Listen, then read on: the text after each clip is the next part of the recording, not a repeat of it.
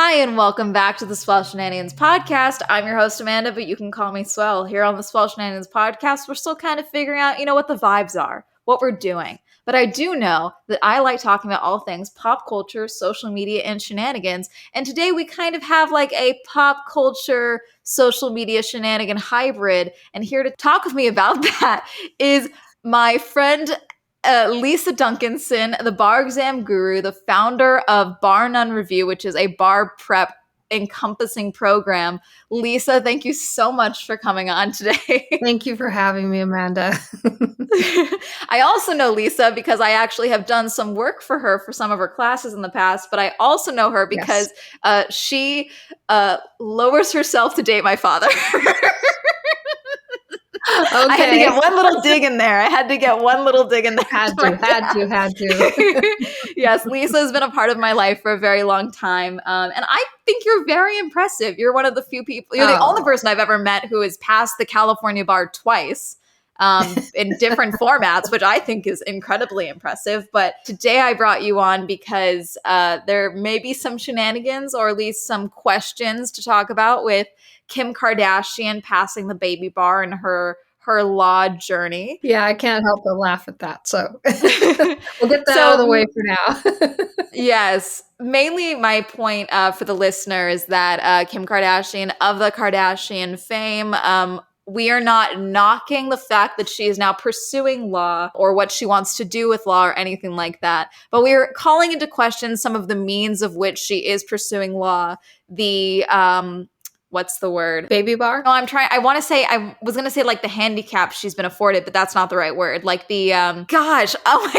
Okay. I'm great at this. The special treatment and the luxuries that are being afforded to her in her law journey. And then I think, honestly, if it weren't for the fact that she tweeted that her journey that she's going, the path that she is on is harder than the traditional path, I probably wouldn't care that much. Yeah. But the fact that she said that what she is doing is harder than anyone who has taken the LSAT, gone to law school, and then studies for the bar is a little insane to me. So that's why I brought Lisa on, because she, one, is familiar with the bar, but she also literally teaches people how to pass the bar and is familiar with the company that Kim Kardashian is using to help tutor her to pass the baby bar. And I think they're using her too. Yes, the return of investment of influencer marketing is not safe from the law field of anything, apparently. Right. So can you tell us a bit about what you do? And just start there. Sorry. I don't know why I cannot talk today. You're fine, Amanda. You can. So I founded Bar None Review, which is a bar prep company, full service bar prep for the California bar in 1998. And after doing bar prep for a couple of law schools, and I was able to learn on, their dime how to help students. And I had some pretty good success. So I decided to go out on my own and do it privately. I've been doing bar prep for about 25 years. My main competitor is Barbary. That's who helped Kim Kardashian, but they've been doing it over 50 years and they're sort of the go-to. Would you say that they are the most well-known or like in the most easily searchable on Google? Like, I'm trying to just understand how this partnership became. They're the most infamous. I guess I would say they're the most infamous. They have been sued. A lot of people don't know this, but they've been sued for antitrust violations more than 15 times. They've had to pay $29 million most recently, $49 million before that.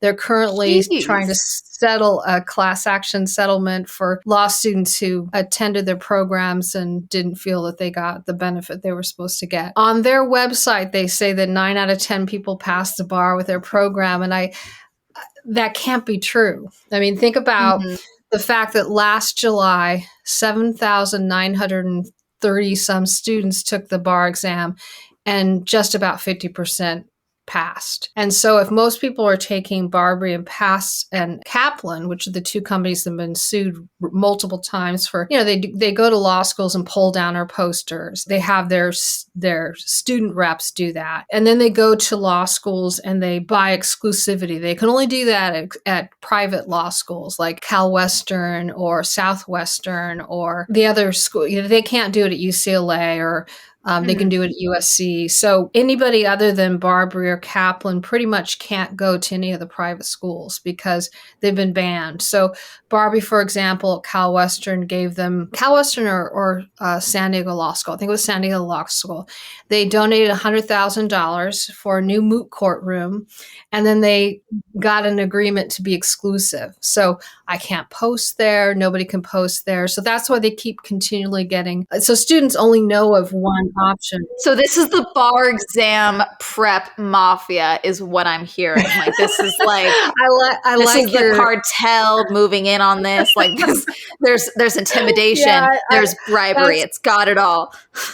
That's great, Amanda. You are awesome. That's what it sounds like. Like this is okay.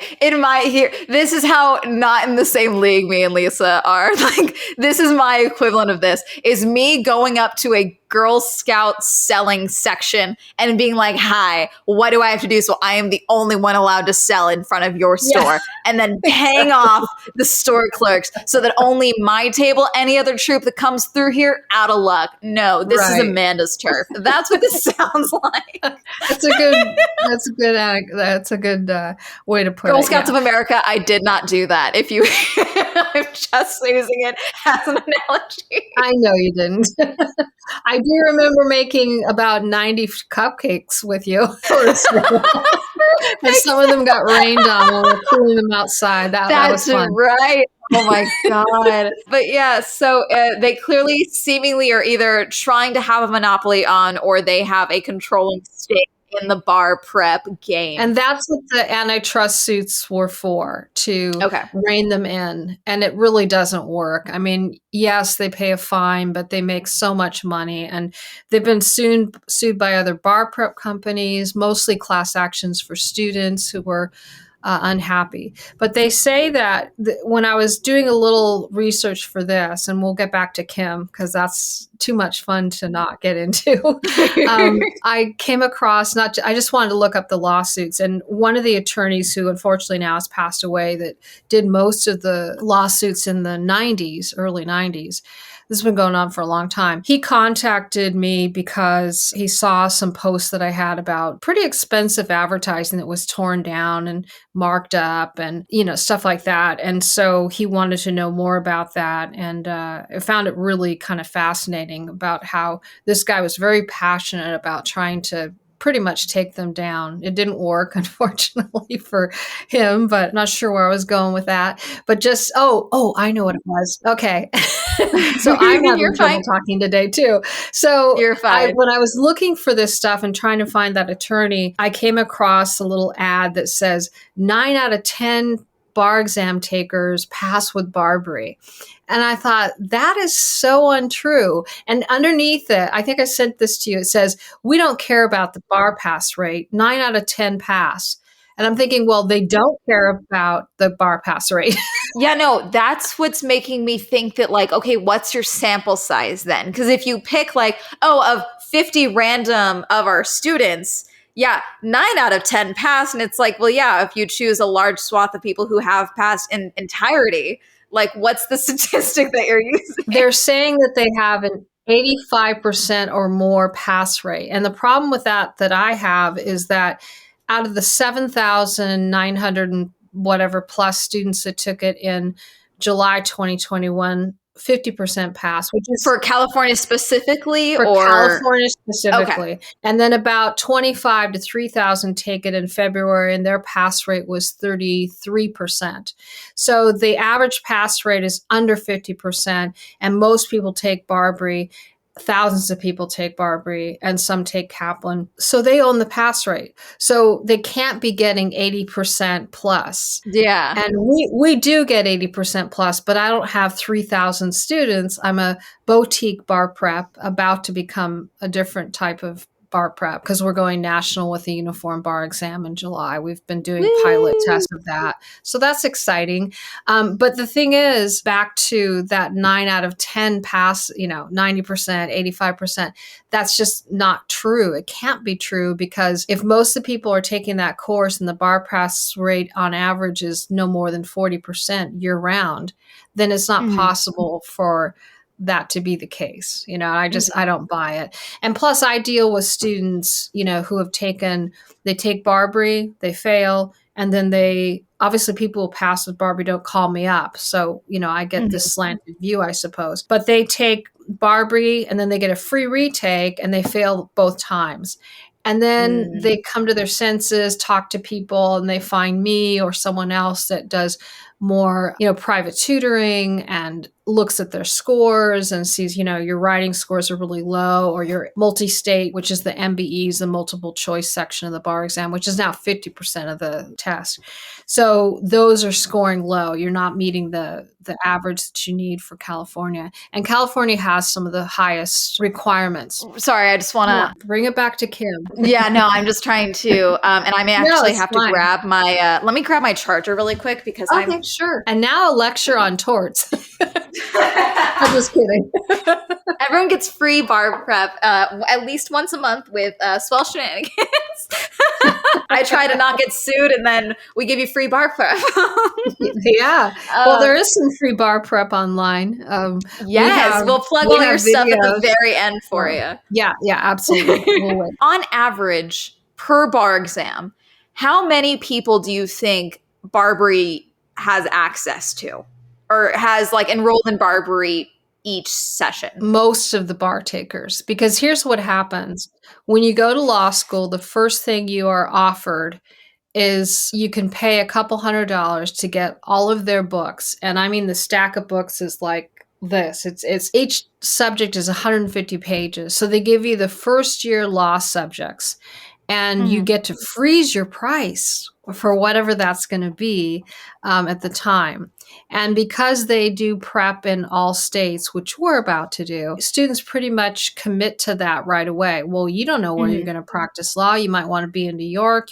So if you take our course, you can take it in any state. So we're going to compete on that level soon, which is great. So students are recommended to take it by their school because there's an arrangement between Barbary and the schools, not UCI, not UCLA.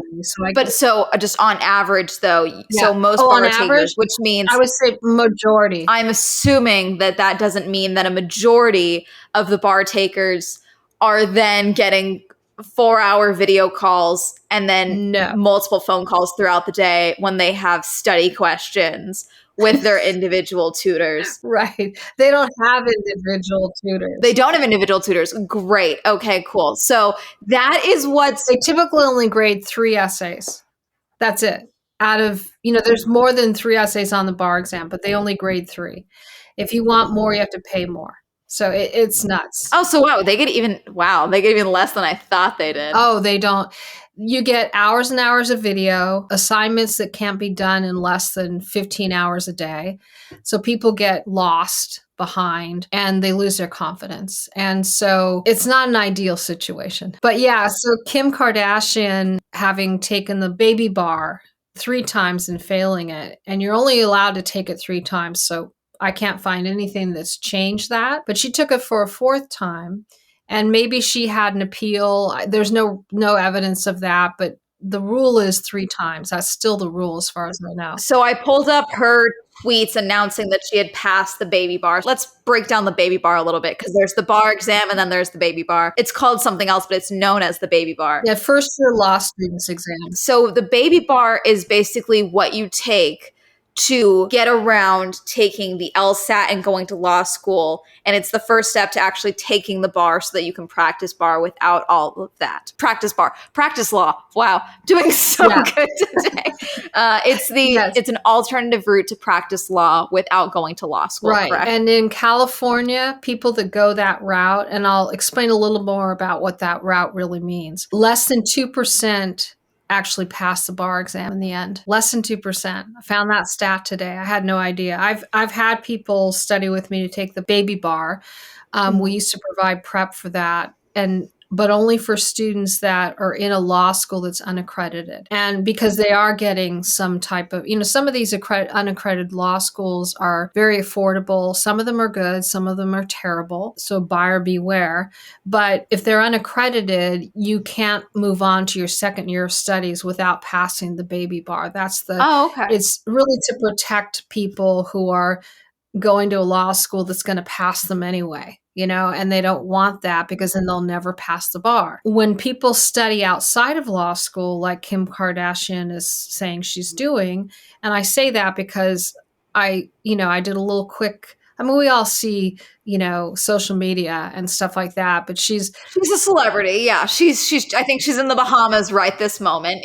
She's traveling all over the world. She broke the travel rules during COVID to celebrate her 40th birthday in Tahiti. They had a private island, though. It was very official. She rented an island. And everyone got tested. It was yes.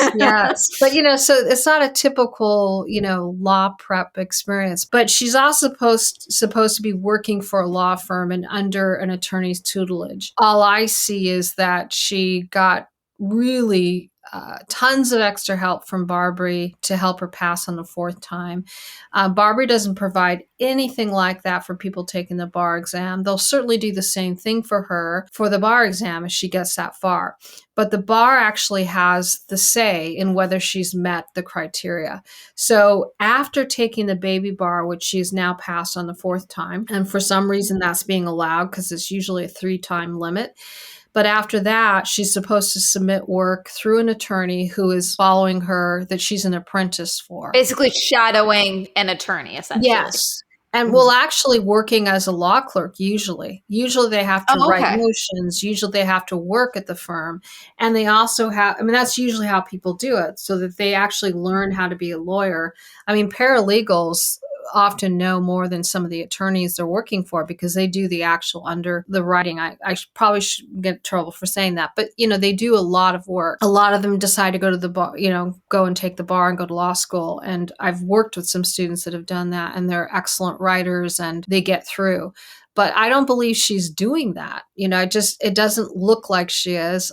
She's... If you don't mind, I want to read her Twitter thread where she announced that she had passed. Yeah, please do. I saw it recently. So I'm just going to read the full Twitter thread because we've talked about it a bit. But OMFG, I passed the baby bar exam. Looking in the mirror, I'm really proud of the woman looking back today in the reflection. For anyone who doesn't know my law school journey, no, this wasn't easy or handed to me. I failed this exam 3 times in 2 years, but I got back up each time and studied harder and tried again until I did it. I did have COVID on the 3rd try with 104 fever, but I'm not making excuses. Did she go to a testing site with 104 fever? Or was this when everything was online? I have no idea. I don't know. I can't say. I'm hoping she was at least quarantined in a corner or something. Right. I don't know. In California, the way I'm studying law, you need to take 2 bar exams. This was just the first one, but with the harder pass rate. Would you say that that's true, that the baby bar is a harder pass rate than the traditional bar? It has a low pass rate because of the people who are taking it, because they are going to unaccredited law schools, or they're not going to a law school. So they don't really have traditional. If you have to take the baby bar, you have to take it because you're not doing a traditional type of study, either going to an unaccredited law school or studying on your own through an attorney. And that's why the pass rates are so low. It's not a hard test. It's just, you don't have to Don't tell me that. I'll try and take it for a video. Don't tell me that it's not a hard test. I will make an attempt. You would pass it, I'm sure. You would. With a little help from me. Yeah, you would. But that's another conversation. She goes on to say in the same tweet, I was told by top lawyers that this was a close to impossible journey and harder than the traditional law school route. But it was my only option, and it feels so, so, so good to be here and on my way to achieving my goals. Thank you to Van Jones, who talked me into going to law school in the first place and introducing me to Jessica Jackson and Erin Haney, who have brought me along to watch their every move in the courtroom. So she's claiming here that she is working underneath these people. And she has to be in order to be able to take the bar at any point. And she had to be able to justify that to take the baby bar, the first year law students exam. Because if you aren't able to submit hours of working under an attorney and doing, it's not just, the shadowing. That's great if she's able to do that because you can pick up a lot, but you have to show proficiency in the 3 topics for the first year, which really for a part-time student would be torts contracts and criminal law. And so those are the only 3 subjects on the baby bar. The actual real bar exam has 16 subjects on it that any of them can be tested. And then it also has 200 multiple choice questions called the MBE, multi-state bar exam, that everybody takes in every state in the U.S. You have to pass that, and different states have different numbers. So, but back to that 2% pass rate, less than 2% who do this route that she's doing without going to a law school, that's pretty low. But I think and I was surprised at that. I thought it would be more like 15%, but it's not. Because I worked with one gentleman, probably 97, and he was just really sharp, and he had never had a live course before, and he passed the baby bar. And so I guess he was one of less than 2% or something. I mean, I don't know how many people even take it, but oh, that's a good question. Hold on, let's look up that statistic. Let's look that up. This is from Town and Country magazine. It's talking about Kim Kardashian and how she passed. So people were asking, what is it? Only 20.7% of the 275 candidates who took the June 2021 bar exam passed. California has not released the pass rate of the October administration of the exam, the one Kim Kardashian seems to have passed, considering that the state told October test takers to expect the results mid-December. And that is when she got her results. She posted about this December 13th. So that is on time. So gosh, for California, only about 275 people. That's and 20% pass rate for California. Well, that's more than 2%.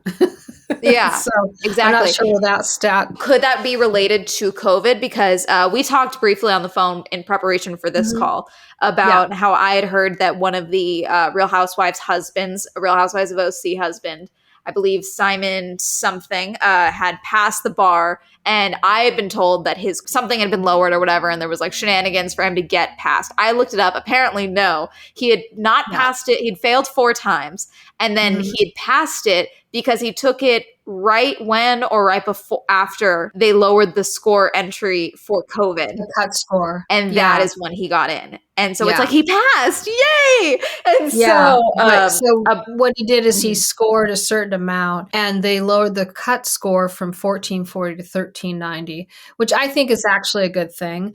But anybody who took it from 2015 forward who had that score over 1390 was admitted. And the reason they changed the cut score is because it was really wow. That's well, I mean, assuming they have their moral character and all of that. Yeah, no, but he had taken it 4 times and failed, and then I think he took it. I think he took it again, and then it was lowered, or they just counted one of his previous tests. Well, they went back a couple of years because they changed the cut score due to changing the bar exam from a 3-day test to a 2-day test. They thought it wasn't fair to have the 1440 since there were only 2 days. I'm not sure what the rationale was there, but I think it's a more fair exam. So not shenanigans, just luck of the draw. Well, luck of the draw, because I have students that, came to me after getting what they call reread. They're so high that they get a second look. This person who now works for me missed the bar exam by 1 point. She got 1339.4.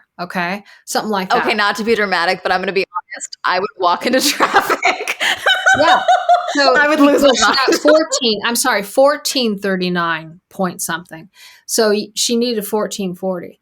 And when she got that score, she came to me and I worked with her. And this was years ago.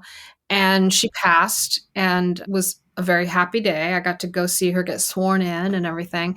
And now it's Mackenzie. Now she works for me. She practiced law for a couple of years, but decided she really enjoys teaching. So I grabbed her. She was really upset when she heard about that, because if they went back a little further, she would have been passing by quite a bit. And so it annoys people. But I do think, at some point they have to just draw the line, and, it's unfortunate. So I do think it's a more fair and an easier test. So with Kim Kardashian, I find it, this is harder than the traditional route. And I find that really kind of strange, given that she is flitting around the world with now Pete Davidson, but whoever. Would you like to hear the next tweet? Because that's the one that mentions Barbary. Oh, yes. Yeah, please do that. So she finishes out the one talking about her mentor, saying, I appreciate you for letting me tag along and ask all the questions along the way. And then she says, Barbary Law School Bar Prep. I couldn't have done it without you guys. Setting me up with professors. Oh, she names the professors Sam Farkas and Chuck Schonholtz. You changed my life. Thank you for putting in the hours, 10-hour days, daily 4-hour Zooms, or in-person practice tests week after week. We did it. See, there was a point where she talked about multiple phone calls. See, I wonder if certain tweets got deleted because I feel like something's missing. Or maybe she said it in a different thing that's not part of this thread, but she would mention that there was multiple phone calls made throughout the day if she had questions and things like that, and that's not mentioned here. Totally different than anyone would experience with Barbary. But, they're doing it in my mind because of the cachet of, we got her through it. And, and she's high profile regardless of what she does. Right, so for any listeners, she has what I refer to in social media as vanity numbers. And so it doesn't matter really what the return on investment is. It's still a good return because it's just more eyes on your company, your brand, your product than you would ever get with a billboard on Sunset or any other organic number. Absolutely. So she doesn't have to really, I shouldn't say that like the investment of just her putting that name in a tweet or working with them in general is so worth it to them, regardless of whether anyone else, if anyone even signs up through that tweet or because of her, it doesn't matter. They're now getting more click-through rates. They're potentially getting boosted in the Google search terms. Like it's vanity numbers attached to it. So yes. Yeah, it's that kind of help is way beyond, it's not even close to what people get if they take that course or any course. Nobody has private tutors 4 hours a day via Zoom, and you can call and talk to somebody. If you're a Barbary student or a Kaplan student or not to just attack Barbary, but if you're any of these students of these national bar prep companies, you have no one to call and talk to. There are people that have left Barbary and started tutoring, and they charge $12,000 for 10 weeks of prep. And just so you know, when I took the bar right out of law school the first time, I passed, but the bar pass rate back then was 70% in California for the July bar. And it's not because we were smarter or anything like that. It's because bar prep was then expected to be 4 months and 2 weeks. So in our last semester of law school, whether it was, she says this is a 4-year process. I went to law school part-time while I worked full-time, and it took me almost 4 years to graduate, 3.5. But we were expected in our last semester to study for the bar starting in April. So we'd have April, May, June, July. And that was just standard and expected. And now bar prep, and this was Barbary. They were around then. Bar Passers was around, but they shut down. A company called PMBR also sued out of business because they stole MBEs. And then Kaplan bought that course, and now that's Kaplan. So it's a really interesting history, and there's a lot of unknown things. You can search PMBR and Feinberg, who's the guy that started that course. He went and had his staff take the bar exam in different states and memorize MBEs, the multiple choice questions. And then he was caught. They were on to him. He was caught in Alaska, the only place that you could have notes and write notes during the multiple choice part of the exam. And they caught him with the notes in his pockets. And they sued him, and he was sued for $13 million. And basically went out of business. So it's a really unsavory history that a lot of these companies have, and they'll do anything to make their money. And they, that one thing that I saw where 9 out of 10 people pass with Barbary, well, maybe ultimately they do, because my students, to Barbary's credit, when I get them on their 3rd or 4th or 5th attempt, which is sad. My question is that per bar exam, 9 out of 10 of our students pass, or is that eventually, in the history of Barbary, 9 out of 10 of our students pass at some point? There's parameters of their statistic that I need to know. Yeah, and they don't share that, and so there's no way it's 9 out of 10 every bar round, because that would be a 90% pass rate. And if 6,000 at least of these students are taking Barbary, then how come the bar pass rate across the state isn't much higher? I don't own the bar pass rate. At some point, maybe I will. But we do pass people at 80-90%. But we're honest with them. You have to get 80 to 90% on your practice questions, on the MBEs, the multiple choice questions. And there are companies out there that tell you that 60% is the national average. And that may be true, but that's a D. I mean, pretty much that's not a passing score. And in California, your practice score should be above 85%. And I constantly tell people this. I do videos about it because I want this nonsense or shenanigans to go away. It used to be that you got real bar prep. That's why I passed. And I still was terrified to take the bar exam. And then I took it again in 2008. Oh, wait. I want to set up your hold my beer bar pass story, because that's what I call this. Like I mentioned, Lisa teaches people how to pass the bar, and she took it right out of law school. What year did you take it for the first time? Sorry. 1994. I'm an old lady. 1994.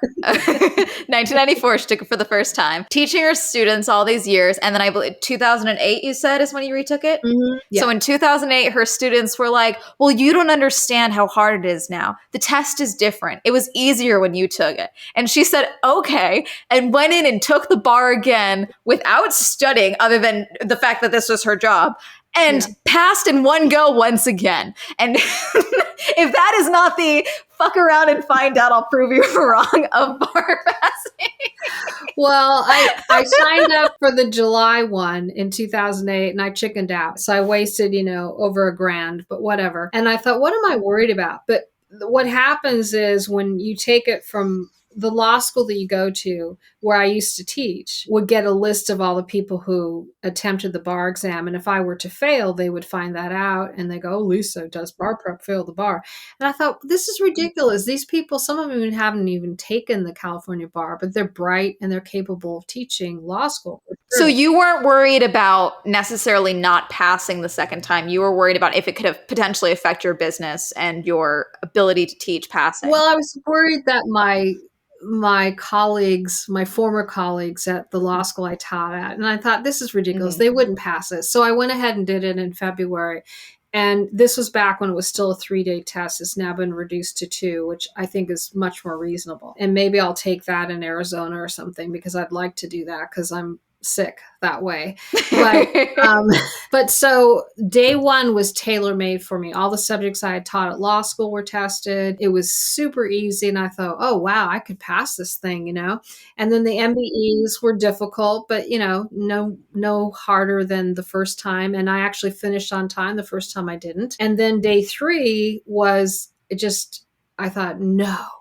And it was the subjects that I had other professors teaching. But I passed, and it proved something to me, that my method works, because I didn't study Wilson because I wasn't teaching it. I would grade exams, but it's very different to look at the exam answer and look at their writing and improve their writing than it is to memorize that subject. And it was wills, corporations, and I forget what else I don't remember. I remember calling my mom on Friday night, because you could log in and see whether you'd passed. And I expected to see your name is not on the pass list. And I thought that'll still be a good experience, just, because I'll know what it feels like. Yeah, at least you'll be familiar with the new method of testing and all of that. It said, oh, congratulations, your name is on the pass list. So I called my mom, and she's just been such an amazing support in my life. And she says, I said, Mom, guess what? She goes, you passed the bar? And I said, yeah. She goes, I know. And I said, no, you didn't know. I didn't know. So she was just really awesome. She's like, of course you passed. I go, well, okay, thanks, Mom. But, when I was taking it the first time, I was terrified, and not the second time, but I think that's a fun story, because it's you don't understand how hard this is. Okay. Yeah, I mean, it's hard to go to law school, especially if you're working. Now, at the time that I did it, there was only one school that did part-time law school. Now most schools do, because they know the reality of things. And, people just can't always. Cost of living has gone up even for people who want to study law. Yeah, no, it has. I'm constantly, but I would work from 6:30 to 2:30, take a class, get to school at 3:15 for a class, and then take a couple of night classes and a Saturday class, and I'd have assignments due the next day, and it was crazy. But I loved the study, I loved the pursuit, I loved learning, and I really wanted to teach, which is why I went to law school. So I don't practice law. I'm not licensed in California.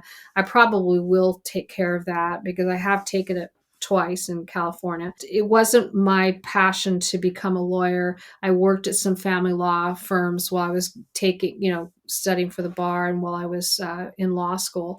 And I hated it. I mean, people fighting over kids and fighting just to be mean. And I mean, there are other areas that might be more interesting. I was able to clerk for a Ninth Circuit judge. That was the highlight of my life. And I got to handle a Ninth Circuit case, which was also the highlight of my legal career outside of this company that I've been able to form. But it's just, I don't see myself as someone that wants to be in that line of work. But I love helping people get there, which probably seems odd, but I love teaching, and I love seeing people understand and learn something that they haven't learned before, and giving them the insights that they need. Because getting 150 pages per topic and trying to memorize that doesn't translate to passing anything. If your job was to rewrite an outline on the bar, then I would say yes, that's perfect, but it's not. So anyway, that's my So I just found here, because I was mainly trying to see what's the next steps for Kim's law journey.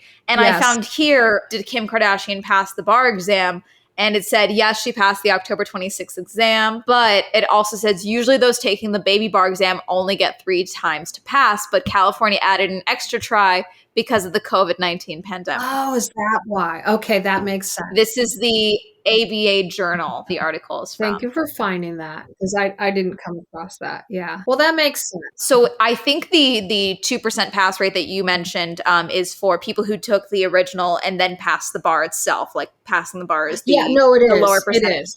Right. It seems like the average for the baby bar pass rate is actually, or based on this is based on 2019. The first time takers, 29.5% passed, and then 14.9% of repeat takers. So it seems like repeat takers, that seems to be the ongoing statistic, is that the more times you take it, actually the less likely you are to pass. So after this, I know she had another bar exam, but how long does she have to wait, or is there a total of hours she needs to be under someone's tutelage? And there's things that have to be submitted to the state bar on a regular basis to show and prove that she's doing her work. So that has to be done.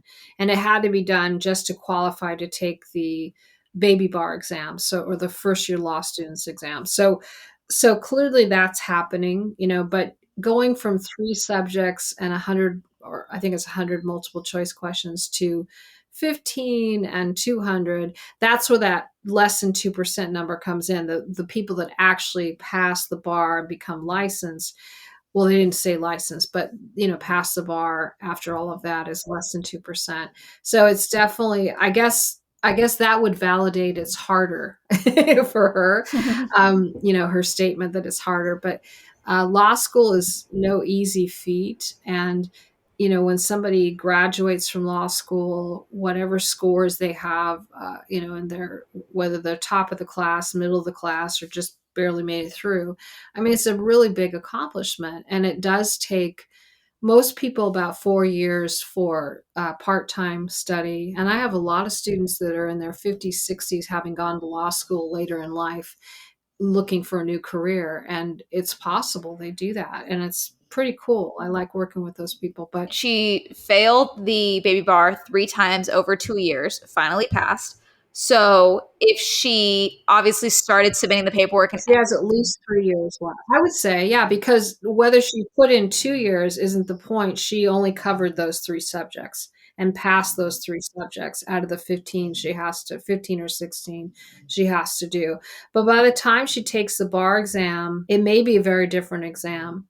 the National Conference of Bar Examiners, I do predictions for the California bar exam. And I would never tell someone to study only those. That's ridiculous. But I do it for my students. I don't really sell it publicly or anything like that.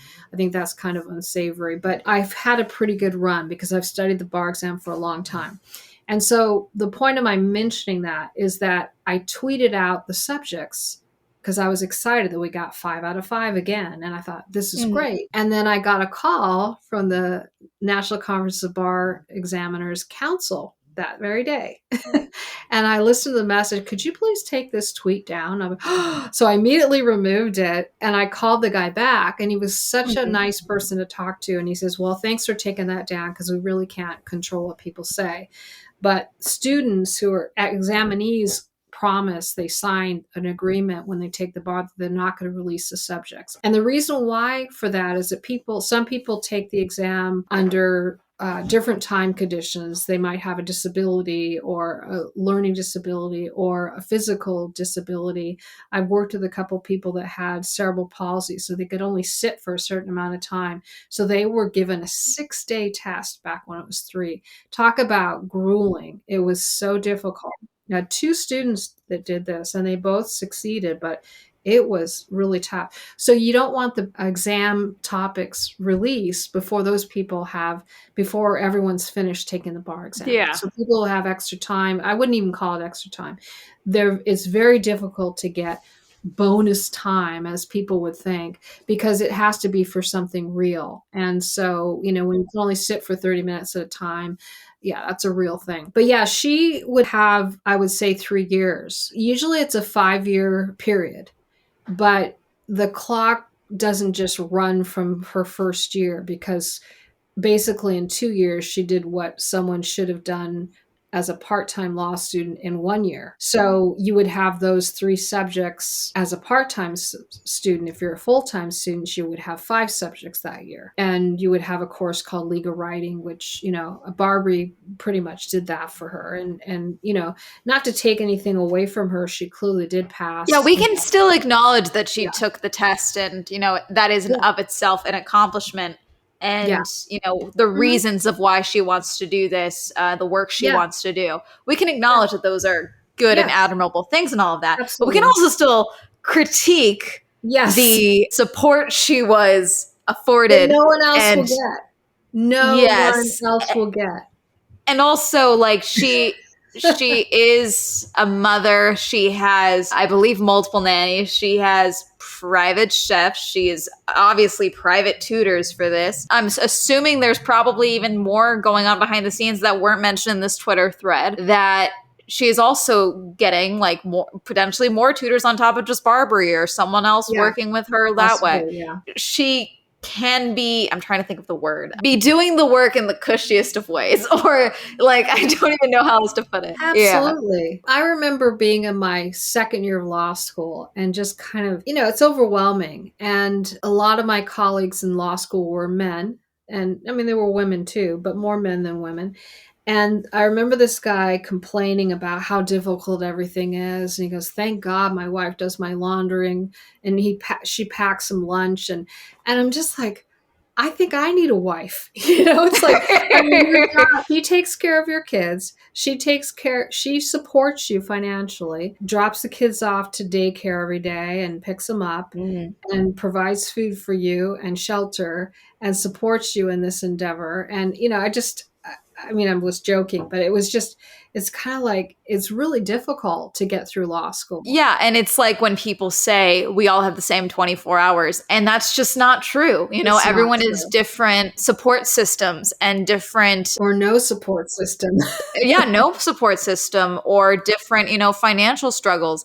And that's why I hate grind culture and everyone that says you have the same 24 hours. You can be born poor. You don't have to die poor. Fuck you. Kiss my ass. That's right. God. So I think that that's probably a good place for us to kind of wrap this up. Yes. So all in all, this wasn't so much of a shenanigan overall, so much as just kind of like a deep dive into some of what Kim has done to prepare for the baby bar, what's gone on with the baby bar passing. Obviously, like, we did not know that they had added And the benefit. Yeah, and to benefit her and all of that in this time. And I mean, like you said, I didn't know that they had added a COVID-19 for I didn't either, but I'm glad they did. Yeah, no, now that makes me wonder what the pass rate Thank was for the God. fourth. Kim Kardashian is going to go through. Yay! No, but I mean, that makes me wonder if anyone took advantage of that. Like, if anyone didn't pass it years ago and then tried it now. Oh, I'm sure. Like, I wonder. Yeah, they probably Yeah. did. And I think, I'm not sure if they would cut it off. Like, who knows? But I think that's only fair. And, you know, one thing that is going to happen is the NCBE we've had this online test, and I know you want to wrap up. I just wanted to add one thing. No, it's fine. The online test was due to COVID, as everyone knows. But the NCB, National Conference of Bar Examiners, they provide the multiple choice section, which every state takes. They said, no, we're not doing it online. And when that guy called, you know, to tell me to take those things off of Twitter, the predictions, we had a long talk, and he said that we're changing the bar exam substantially. In 5 years, it'll be a very different exam. And they have control over it because you can't use that portion of the test unless you abide by everything else that they want to abide by. So only because of the NCB is the exam going to be in person this time. But they're going to make the test in about 5 years. It's going to change from multiple choice, which is their diet. That's what they do. And they make their money off of that. But they're actually, I think they're maybe a nonprofit. Aspects of it are. Anyway, in the long run, they're going to do a performance-based exam, meaning that they will test you on your skills as a would-be lawyer. And they have one test right now as part of the California exam, and all states have this, called the performance test. But it's just one. It's a 90-minute section of the 13 hours of the test. So it's not much. Mm-hmm. So they're moving, and they're going to shift that. And it's going to be interesting to see what happens in the future. So normally this is when I would ask that you share a shenanigan, but I feel like the second time bar pass, I think that is a shenanigan in of itself. So it was like, okay, sure. Oh, it's so hard. I don't understand. Okay, I think that's a shenanigan, and I think that's going to count this time around. Yeah, it'll be interesting to see. Years will tell. Yes. But thank you so much for coming on. So I will have all of Lisa's bar exam prep, bar none review, links and everything down in the description box. She has a YouTube channel that has a bunch of free videos and resources available right now if you would like to go check those out. If you're not convinced that she knows what she's talking about from the entirety of this podcast, the YouTube channel will further prove that. Okay. And if you are looking for a bar exam prep, she's your girl. Trust me, I have seen I'm going to be honest, I've seen some pretty helpless cases. The first round, and then by the end of it, they passed the bar, and I'm very impressed. Don't name any names. Not naming any names, but I've just seen some very interesting students come through the door. Yeah. But thank you so much for coming. Oh, thanks so much for having me, Amanda. You made my day. Thank you all so much for listening or for watching on the YouTube channel. New episodes every Wednesday. If you would like to send in any shenanigans of your own, we do have the Swell Shenanigans podcast at gmail.com, or you can send in a voice memo to anchor.com, the profile for this podcast. And that is going to be it. If you liked what you heard, be sure to subscribe and rate this podcast and share it with all your friends so that they can also get in on the Swell Shenanigans. And that's going to be it. Have a lovely day. Goodbye.